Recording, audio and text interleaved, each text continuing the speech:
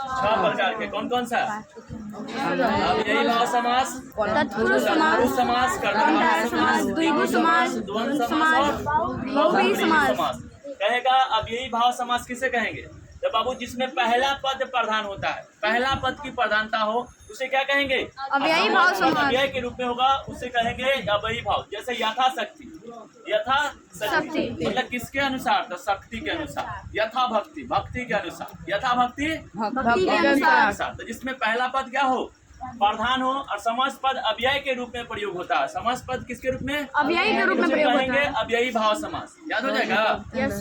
दूसरा है तत्पुरुष समास किसे कहते हैं? तो जिसमें दूसरा पद प्रधान होता है और दोनों पदों के बीच कारक चिन्ह का लोप होता है। कारक चिन्ह का लोप मतलब कारक चिन्ह का क्या हो जाएगा? मतलब कि छिपा हुआ रहेगा। क्या रहेगा बाबू? छिपा हुआ रहेगा। मतलब छिपा हुआ रहना। कारक चिन्ह इसमें प्रयोग नहीं होगा। इसमें दूसरा पद प्रधान होता है और दोनों पदों के बीच कारक चिन्ह का क्या होगा? लोप होगा, मतलब छिपा हुआ रहेगा। जैसे राजपुत्र, राजपुत्र में ना का है जो कारक है ये क्या है? छिपा हुआ है। Yes sir. राजपुत्र कौन से कारक है? तो कौन से समास है बाबू? तत्पुरुष समास। कौन सा समास है? तत्पुरुष समास। राजा का पुत्र। राजपुत्र मतलब राजा का पुत्र। ठीक है।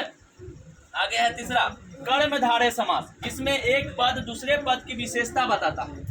कर्मधारय समास में क्या होगा? एक पद जो होगा दूसरे पद की क्या बताएगा? विशेषता बताएगा। और दोनों पदों में विशेषण विशेष का संबंध होता है। दोनों पद में विशेषण विशेष का संबंध होगा। जैसे नीलकमल, नीला है जो कमल, कमल के बारे में बता रहा है कि कमल कैसा है? नीला है। कमल मतलब नीला है जो कमल। समझ में कि नहीं? लाल कमल मतलब लाल है जो कमल। दोनों के बीच में संबंध बता रहा है कि कमल कैसा है?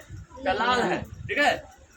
इसी तरह से जैसे द्विगु समास, जिसमें पहला पद संख्यावाचक होगा। पहला पद क्या होगा बाबू? संख्यावाचक कहेंगे द्विगु समास। क्या कहेंगे? द्विगु समास। जैसे त्रिभुज, त्रिभुज में देखो तब त्रि क्या है? त्रि का मतलब तीन, तीन भुजाओं का समूह, उसे क्या कहेंगे? त्रिभुज नहीं, द्विगु समास कहेंगे। त्रिभुज क्या है?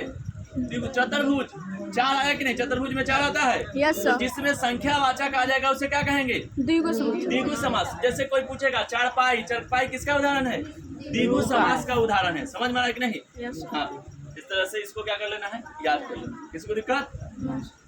छाप लीजिए। आगे दो गो है। कौन कौन है बाबू? द्वंद्व समास और बहुव्रीहि समास। आगे लिखवा देंगे। ठीक है। होमवर्क